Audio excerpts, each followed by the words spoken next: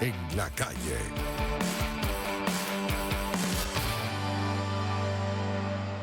Dos y 6 minutos de la tarde, amigas y amigos, y nosotros a esta hora le damos la bienvenida en los estudios de Unión Radio al periodista José Gregorio Yepes, analista político, también director del medio de comunicación digital Contrapunto.com. Muchísimas gracias por acompañarnos, José Gregorio. Bueno, un honor, Vanessa, y bueno, acá para lo que seamos buenos. Pues. Sus redes sociales, por favor. Mis redes sociales son @GoYepes, G-O-Yepes, en todas las plataformas. En todas las redes sociales. José Gregorio, una citación para Edmundo González Urrutia el día de hoy, ha sido citado nuevamente para el día de mañana, entendemos que su decisión es no comparecer. Políticamente, ¿qué evaluación hace usted de esta decisión de no acudir? Edmundo González Urrutia ha sostenido que no se siente seguro con su comparecencia o su asistencia tanto al Tribunal Supremo de Justicia como al Ministerio Público, y alega que hay razones de seguridad y que además no hay garantías a lo que como para su persona. Entonces, allí tenemos parte del conflicto que tenemos los venezolanos en este momento, parte de esta crisis postelectoral, en donde tenemos a dos polos alando cada uno hacia su lado y sin conseguir un espacio de negociación, el espacio de negociación necesario que tiene que tener un país en democracia, porque los dos polos que pujan en este momento deben entender que la democracia no es la dictadura de las primeras minorías. Entonces es absolutamente necesario reconocerse y hablar y buscar un espacio de negociación por el bien del país. ¿Qué significa para González Urrutia esto? ¿Debería acudir a la citación aun cuando corra el riesgo de ser encarcelado, como él lo ha dicho? Bueno, esa es una decisión. Pero es la vía institucional. Sí, esa es la vía institucional, evidentemente. Yo no soy abogado. Simplemente trato de leer las señales del mundo político que existe. Probablemente si Edmundo González Urrutia se presentare, le pondría, por ejemplo, le elevaría los costos al gobierno si decide encarcelarle, ¿no? Entonces, allí hay una decisión de alto nivel que deben tomar, porque si Edmundo González Urrutia llegare a ir a alguna de las instancias donde está siendo convocado la papa caliente, digamos, el juego estaría del lado del gobierno. En este momento, el gobierno se refugia en que hay una especie de huida de que González Urrutia está escondido y que no quiere dar la cara.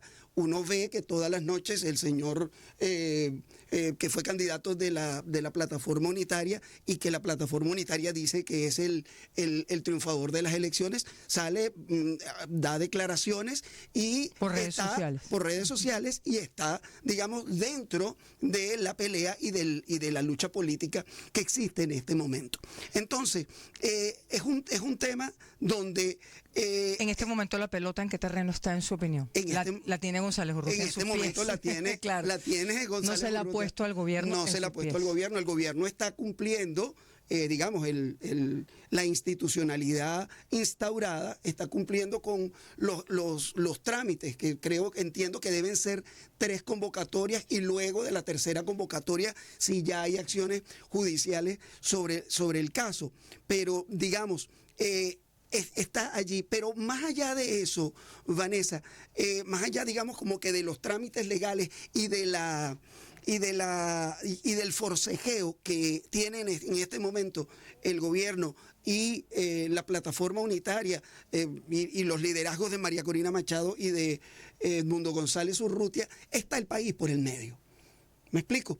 ¿A qué se refiere con que está el país por el medio? El país está por el medio, porque si nosotros damos como ciertas las cifras oficiales del CNE, tenemos que el gobierno sacaría alrededor de 6 millones de votos y la oposición de la plataforma unitaria sacaría alrededor de 4 millones de votos. Según los datos oficiales. Los datos oficiales. Los datos de la plataforma unitaria dicen otra cosa. Voy a eso. Son 5.8 y 4.8 en el caso del CNE. Eso eso suma alrededor de 10 millones de personas que votaron. Pero si el gobierno se asume ganador con 5 millones de personas, tiene que saber que delante tiene a la mitad del país, que es los otros 4 millones de que votaron por Edmundo González Urrutia, pero también hay 7 millones de personas que viven en el país, 5 millones de personas que no fueron a votar. Es decir, que la mayoría de la gente no votó por Nicolás Maduro, pero si lo pones al revés, también pasa lo mismo. La plataforma unitaria dice que suma alrededor de 8 votos, de 8 millones de votos. Si sumas entonces los que ellos le entregan al gobierno, que lo colocan en 4, todavía hay 5 millones de votos de personas Pero usted dice que no que votaron. la gente que no votó es la que no está siendo escuchada. Claro, que es la que no lo que está usted siendo ve. escuchado. Sí, entonces ninguno de los dos son una mayoría, son la primera minoría. Y la democracia no puede ser la dictadura de las primeras minorías. En este país, Según esos datos. según esos datos, Si tomamos los otros datos, la proporción es diferente. la proporción es diferente, pero también sigue siendo una primera minoría. Sería una primera minoría porque con 7 millones de votos. con 7 millones de votos, porque del otro lado están los 4 del chavismo, si fuera dando así. esos datos, Si ¿no? fuera así, y los otros 5 millones de personas que no votaron. Sigue siendo una primera minoría en otra proporción, pero sigue siendo una primera minoría. ¿Qué Entonces debería es ocurrir necesario en estos escucharse. meses? ¿Qué debería ocurrir en estos meses? Conversamos con José Gregorio Yepes a las 2:12 de la tarde, porque también es cierto que para el 10 de enero hay un camino por recorrer. Claro, hay tiempo para que la clase política venezolana cree un espacio de discusión, de encuentro, porque ¿Cuál es ese espacio que usted ve? hay que construirlo. No existe ahorita. No existe en este momento, y creo que en este momento va a comenzar a jugar un rol muy importante la sociedad civil, porque hay personas que se sienten defraudadas, ¿no? Porque sienten que ganaron, sienten que le arrebataron el triunfo. Y hay otras personas que dicen que no van a entregar porque van a venir por ellos.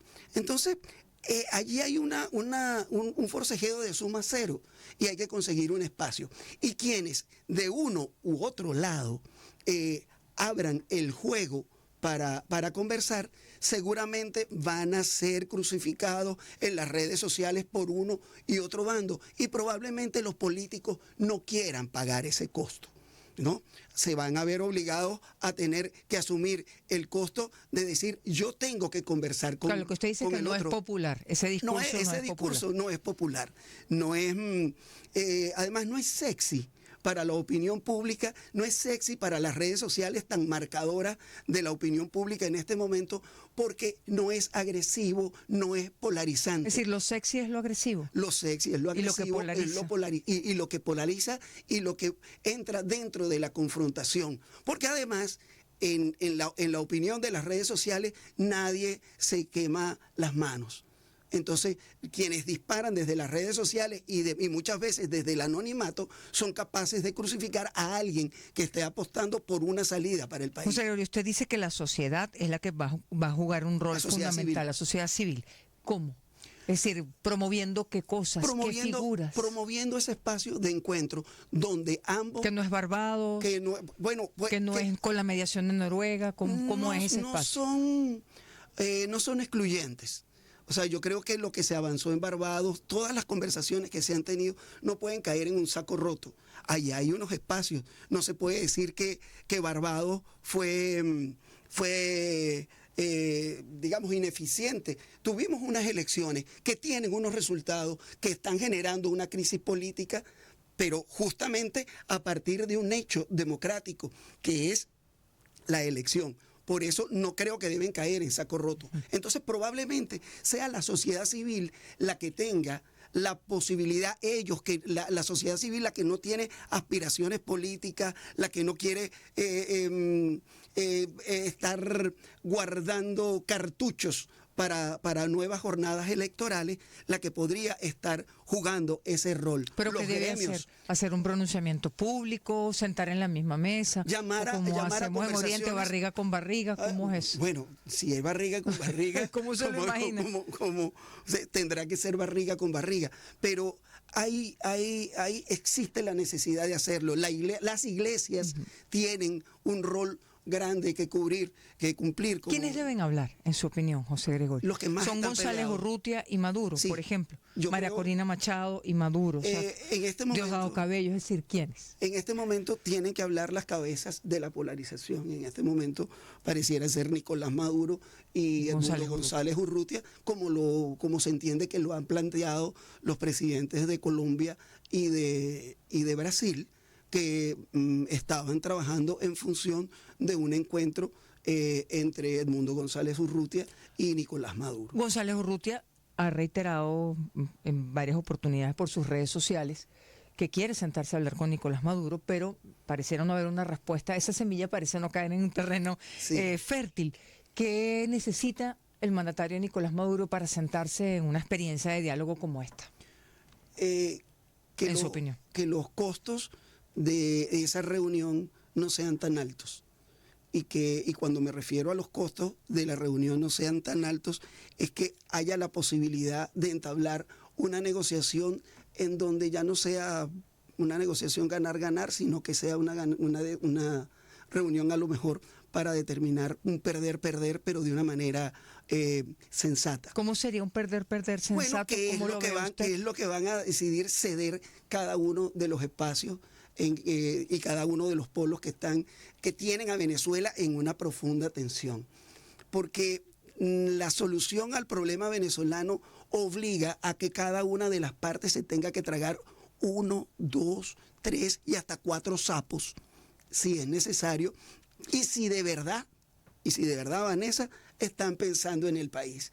Porque si cada uno se está atrincherando en su barricada, no vamos a llegar a nada, y las soluciones económicas y sociales que necesita el país no van a fluir. Vamos a seguir en un estancamiento económico, por más que haya habido crecimiento, no va a ser el crecimiento necesario que se requiere.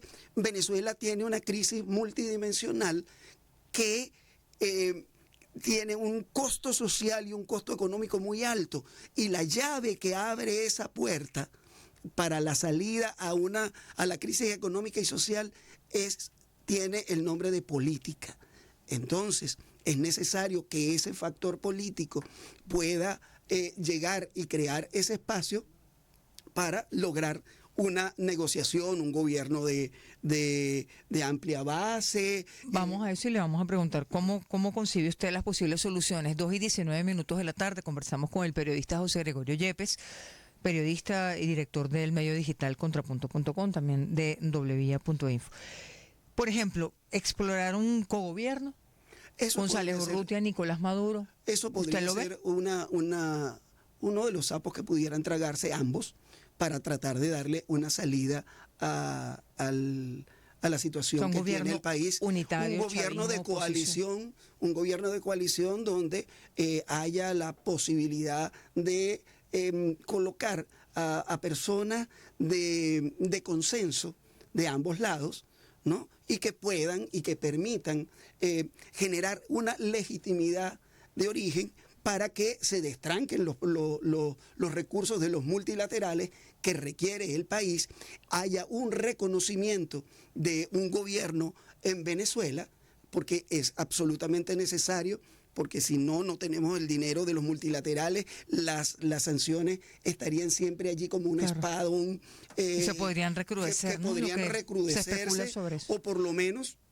o por lo menos quedarse estancadas donde están. Y entonces ahí ya Venezuela está vendiendo el petróleo, el crudo Merey, que es su crudo marcador, con descuentos que empiezan a parecerse a los momentos de el bloqueo, como fue denominado, de los momentos más duros. Yepes, cuando usted habla de un cogobierno, por ejemplo, González Urrutia, el mandatario Nicolás Maduro, ¿sería como una suerte de periodo de transición mientras se llega a otro acuerdo político? ¿Es así como usted lo ve?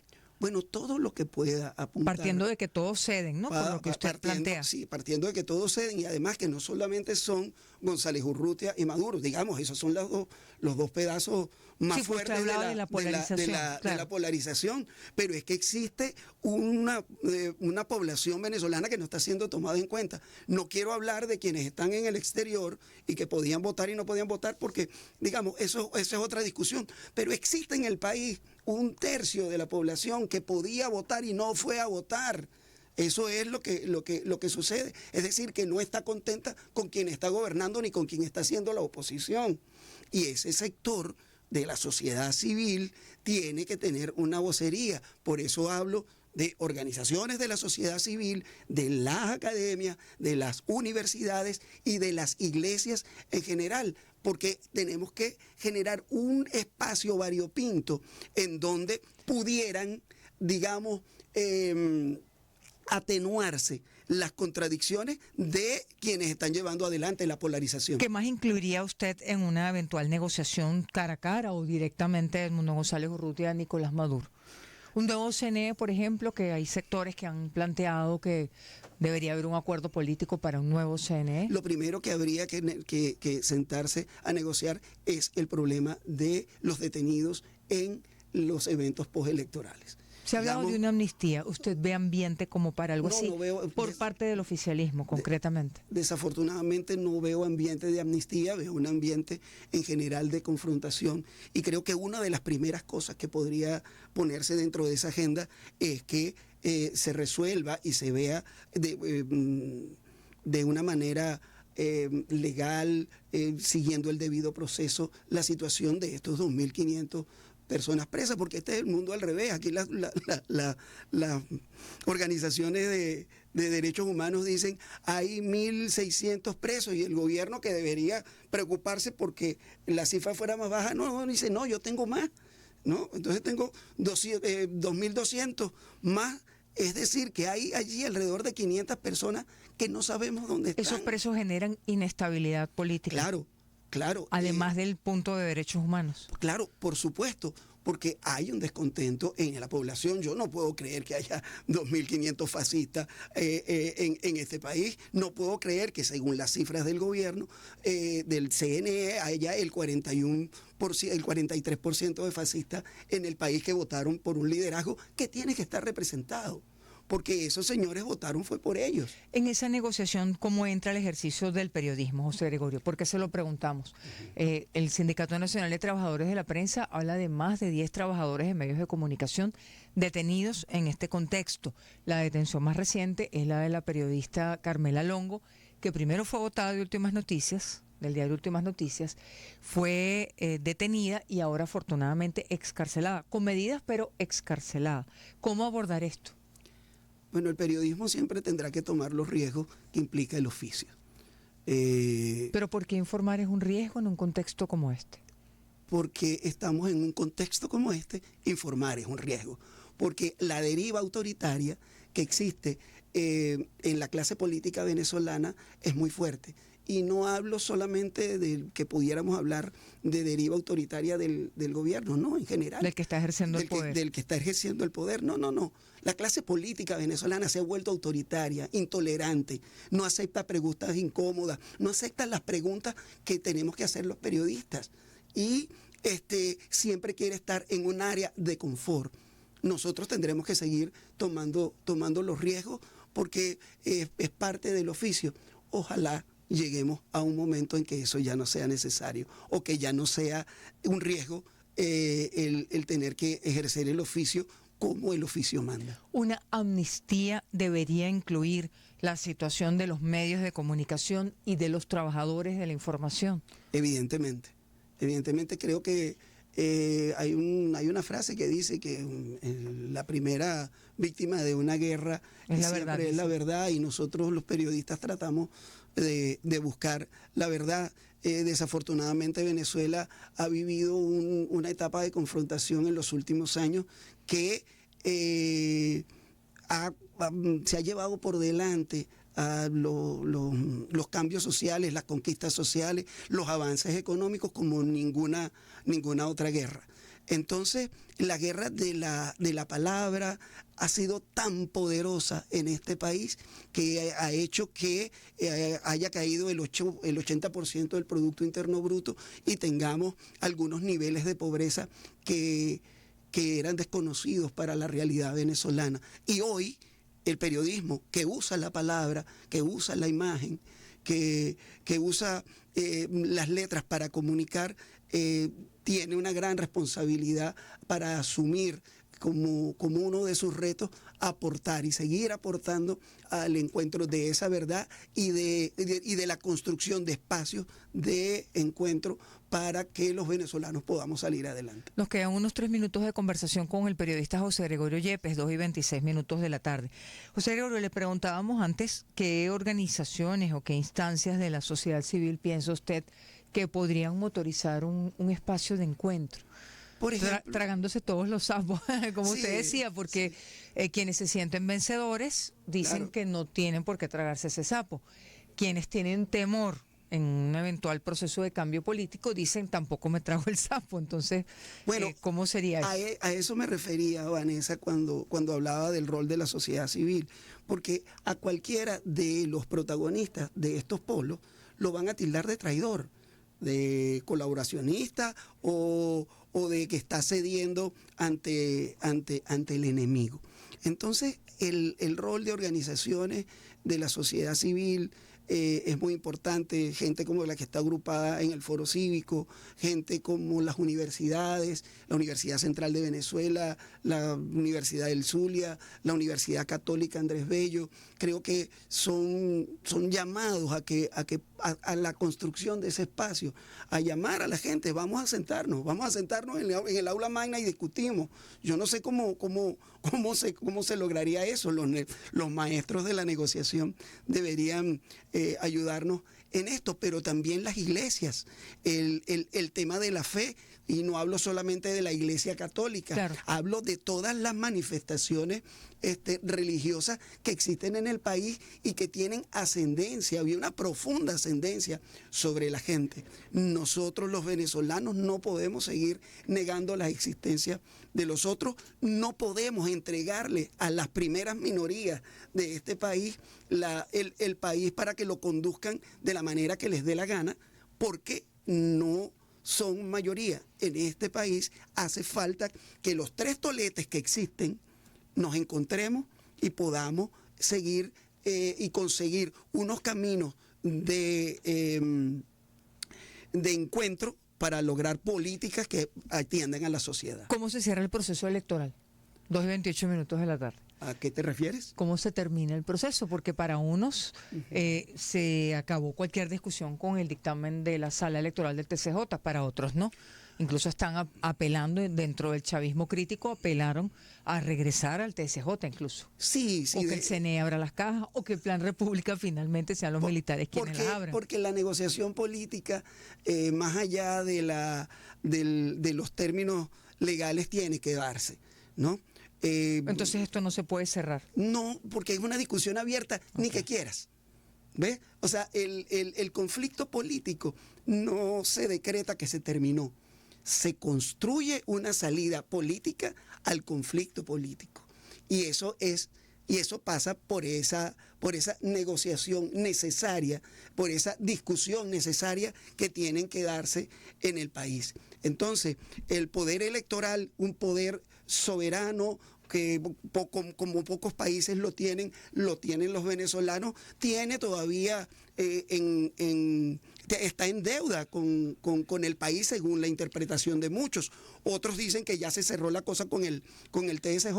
Sin embargo, la discusión política está allí y no es verdad que desde el Tribunal Supremo de Justicia puedan decretar que la discusión política cese, porque el conflicto está en la calle y hay que abordarlo de la mejor manera, de la manera más democrática. No es más democrática, de la manera democrática. ¿Dónde sentaría, ya jugando sobre tiempo, José Gregorio, dónde sentaría usted a González Urrutia con Nicolás Maduro? En el aula magna de la Universidad Central de Venezuela. Con el rector. Con el rector. Perdóneme, rector, pero ya lo metí en este lío. Pero yo creo que ese es un espacio ideal para la conversación. Muchísimas gracias. Redes sociales nuevamente, José Gregorio. Goyepes, G-O-Yepes, arroba Geoyepes en todas las redes sociales. Muchísimas gracias, Vanessa. Muchísimas gracias, Unión Radio. Gracias, José Gregorio. Periodista José Gregorio Yepes, director del medio digital contrapunto.com y del medio digital wvia.info, también entre otros espacios de información.